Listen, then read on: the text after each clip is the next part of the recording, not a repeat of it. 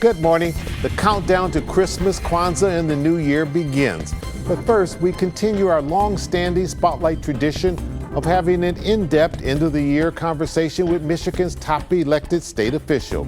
For this journalist, there have been quite a few, Republicans and Democrats, and yes, even last year's virtual interview with the state's number one and number two sitting side by side safely because of the COVID-19 pandemic.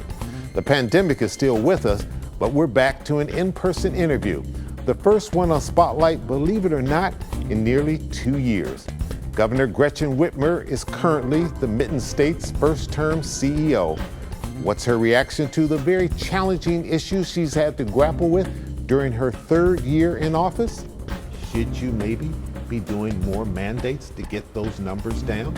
Gun control legislation, trying to get through the Michigan legislature. Any chance of that happening? Have you given too many corporate incentives? If you knew then what you know now, 4 years ago, would you have run for this office? From the IBEW Local 58 Electrical Industry Training Center in Warren, Michigan, we'll look back and a look ahead. It's Sunday, December the 19th. I'm Chuck Stokes, and this is Spotlight.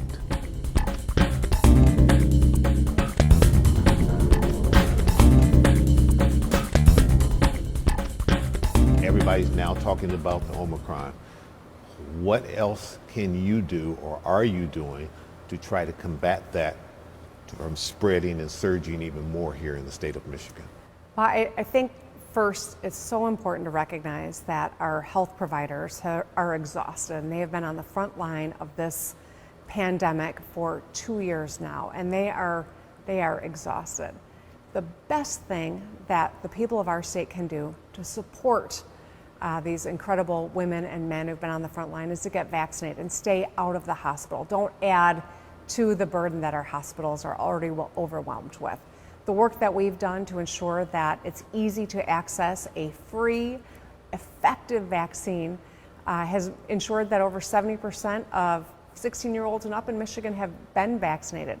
Of course, we've got more work to do, and when you see our hospitals being overwhelmed, it is, overwhelmingly the unvaccinated, and that's why I think the work we do around monoclonal antibodies, working with the federal government to give additional assistance to our hospitals, and the education effort to try to encourage more people to get vaccinated, those are all really important components to getting our state through this surge. In hindsight, should you maybe be doing more mandates to get those numbers down? Here's what I can tell you, Chuck. Throughout this pandemic, I have been conferring with my colleagues across the country. Every state in the Midwest is seeing high COVID numbers right now. It's getting colder, and we have chunks of our population that are unvaccinated. As you see how this virus is spreading and who it's most dangerous to, it's largely the unvaccinated. Every one of us has now transitioned from a place where we were using blunt tools of shutdowns and mandates to a place where we now have the tools. We didn't have vaccines. We didn't even know that masks could keep us safe and keep us alive at the beginning of this pandemic. That emergency situation is very different now because we have the tools. We know what it takes. The issue is persuading more people to avail themselves of it. So we're in a very similar situation as our neighboring states. I know that doesn't make people feel better. It's just important for perspective. Is there a number in Governor Whitmer's mind that if you see in consultation with Elizabeth Hertel that you'll say, okay, enough of this, I've got to go back to the mandates? There's not a number. I think that the potential of a variant that overcomes the efficacy of the vaccines is something that I hope we never have to see, but we know that viruses mutate. We know that this one already has many times over, and some forms of it are more dangerous, some forms are more contagious. We may see one in the future that is both. And that's why we can't say we're out of the woods, but we've come a long way. We have the tools we need to stay safe right now. We need more people to utilize them. The tragic shooting in Oxford, it affected everybody. I could tell that it emotionally affected you at the press conference as well. But now the hard part comes. What do we do with what clearly is a national problem, not just here in the state of Michigan. Gun control legislation, trying to get through the Michigan legislature. Any chance of that happening? Well, I can tell you, as a mother, these last couple weeks have been the hardest of a very tough term as governor. All of the global issues that we've had to confront. The one that I think has been the most gut-wrenching is the shooting in Oxford, and talking with the parents who lost their children or the parents whose children were traumatized, whether they personally were shot, which many were, or they'll just never be able to walk into school with the confidence again. This is a tragedy that sadly is uniquely American. It's a tragedy that played out long before the pandemic. And I would love to be able to tell all parents that we are going to take steps to make all kids safer through smarter policies when it comes to firearms. I'm interested in having that conversation. I would welcome legislative partnership to get it done. I can't do it alone. I'm going to do my part to try to find some common ground to keep our kids safe in schools. Have you had any significant signs from Senator Shirkey or Ruth Johnson or anybody else that the GOP, the loyal opposition to you, which controls the legislature, both houses, is willing to sit down and have a serious discussion about legislation that could receive bipartisan support? I can tell you, not yet. I will say this though, in the immediate wake of this horrifying scene that played out in Oxford, my focus has been to support the families. My focus has been to support the educators, to support the community. They've asked us to do better, that our kids deserve better. I believe that. And so while we've been responding and supporting families in the immediate aftermath, our work is just beginning to find common ground where we can take some action to keep our kids safe and ensure that our places of education are places where our kids aren't always scanning to figure out how to escape a room, but where they can focus on their education. I'm going to be reaching out to the legislature in the coming days to see if we can start that conversation in earnest. All right, Governor, we need to take a quick little break. We'll come right back and we'll have you reflect back on 2021, the highs and the lows. We'll be right back. Stay with us.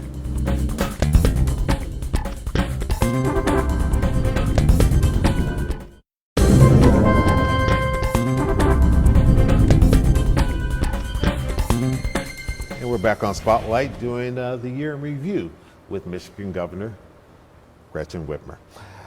Governor, I'm gonna put you in journalistic shoes for just a second. If you were in my job and you had to put a headline to 2021, what would it be? I think it really is a story of us coming together as state government. You know, I'm really proud of the work that we've been able to do with the legislature. It hasn't always been easy.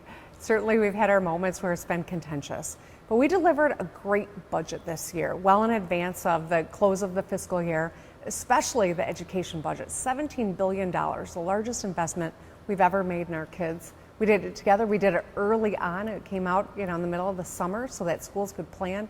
And it's really one of the most important things we needed to get done, and we got it done together so that our schools can wrap our kids with the supports they need as we try to recover from the incredible disruption that COVID wreaked on everyone's lives. So I think this budget really is a reflection of where we need to be headed in Michigan.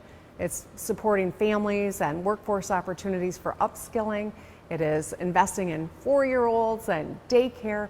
These are the things that we know families across Michigan need, and I think they're reflected in this budget. And you talk about the 4-year-old, the child care, that's really important to you because you see that as the future. That's something that long after you've been governor, what we do today may affect a governor down the line. Oh yeah, absolutely. I mean, it is a huge investment. We know that there are businesses of all sizes that are looking for workforce, right? But we also know that there are a lot of parents who haven't yet jumped back in because they've had to wear many different hats throughout COVID, and many left the workforce, particularly women, to ensure that their kids were getting the support they needed to keep up with their studies virtually, to stay at home, to run the household, and to keep people safe. And so we want to support families who want to get back into the workforce by making sure their kids have a good place to go that's going to set them up for future success. So this is that kind of investment where our youngest kids don't have lobbyists. Sometimes they're not prioritized the way I think that they should be. We're showing that when we focus on this youngest generation, it's going to pay dividends for years and years. But most importantly, immediately it's going to give those working families some support and give small businesses a chance to lure some folks back into the workforce, which I think is good for everyone. Housing has been an issue throughout the pandemic, especially people not being able to hold on to their house or being able to come up with the rent and getting evicted. Money has been put into that. Are you going to be pushing for even more money for that?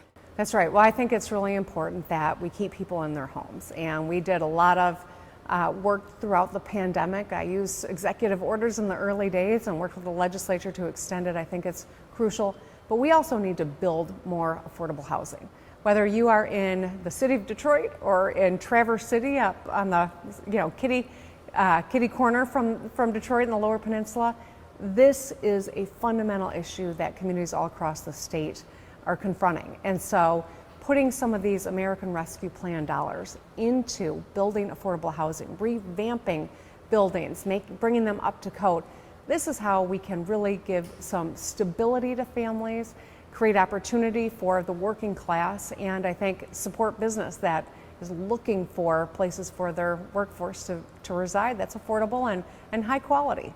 You took a tour today. We're here at the IBEW facility out in Warren. Thank you for coming out. So this is our Detroit Electrical Industry Training Center, where we train our next generation of not only licensed journeyman electricians, but sound and communication technicians, residential electricians, and we also train our journeymen here as well. Roderick, where are you in the program? Right now I'm a first year, Okay. But I'm helping restore Detroit actually.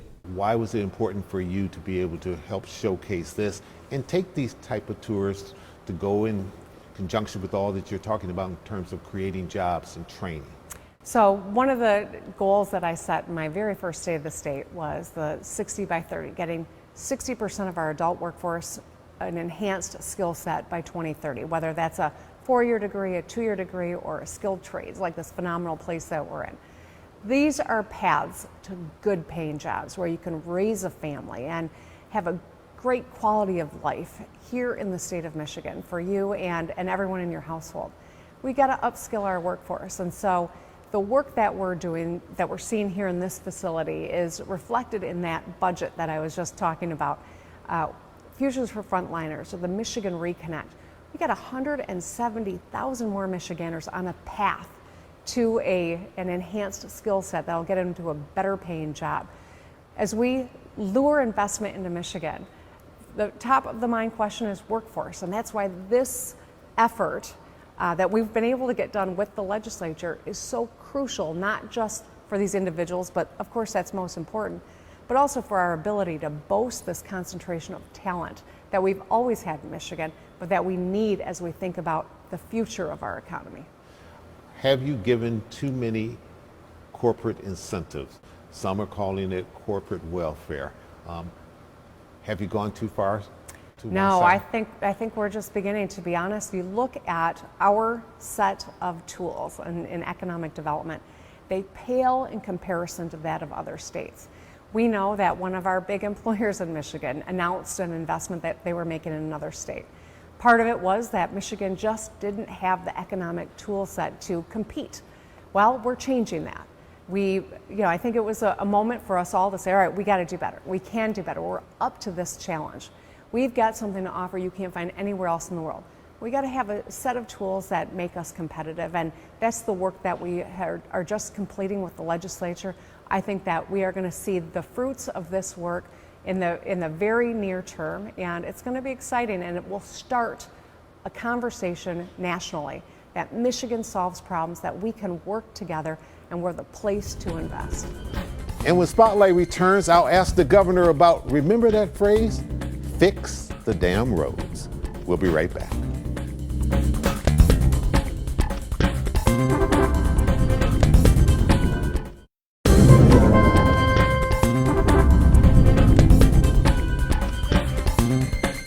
Fixing our roads and safe drinking water. You campaigned on those things. almost 4 years ago now. Have you done enough in those areas so that you can campaign on it again? Well, I think we've done a lot. There's always more to do. This is decades of underinvestment coming to roost now, right? We have rebuilt or repaired thousands of lane miles across our state. You look out, there are orange barrels in almost every county of the state, and that's because we are moving forward. Try to get the legislature to work with me on a funding solution. They weren't interested, so we bonded. Now we're going to have additional money coming in from the federal government thanks to the infrastructure plan signed by President Biden. This is only going to enhance our ability to move dirt, to rebuild bridges and roads, and build up internet across the state, broadband, and water infrastructure. I'm so grateful for people like Debbie Dingle and Dan Kildee and Rashida Tlaib, folks who pushed so hard to make sure that we had resources to rebuild the lead pipe infrastructure that plagues this whole nation, but that we are finding is putting communities in a vulnerable position. We're making great strides. There's so much more work to do, but we're going to stay at it till it's done. I know that that is a direct reflection of the work that we've done, but also what's happening in Washington, D.C. This infrastructure package that the president got done is going to absolutely be transformative for individuals, for businesses, for American manufacturing. This is an important moment. I'm hopeful they can get the Build Back Better completed. I am hopeful that they will get voting rights protections done as well. I think that that's absolutely crucial. Congressman Bill Huizenga recently said President Biden's false claim has been exposed. The latest score from the Congressional Budget Office found that when all the budget gimmicks are removed from the president's Buy Back Voters Act, it will add a stunning $3 trillion, that's with a capital T, to the debt. You agree or disagree? And we should say, right after that, he asked for money for his campaign coming up. Okay. You know, I'm not quite sure what Congressman Huizenga is referring to. I can tell you, I trust people like Alyssa Slotkin and Haley Stevens who are studying it, and they are, I think, kind of fiscally, wise and thoughtful about where we make investments and how we improve the quality of people's lives. Brenda Lawrence, I think, makes a compelling case on where all of these important investments are really going to inure to the benefit of our individual livelihoods and our ability to make a living, and our nation as we rebuild manufacturing. We all saw that when we depend on Italy for swabs or China for N95 masks, we're all in danger. It's a homeland security issue if we're not doing manufacturing right here in the United States, and there's no place better than Michigan. All right, we're going to take one more real quick break and come back with just a couple final questions on some lighter topics. All right. We'll be right back with Michigan Governor Gretchen Whitmer.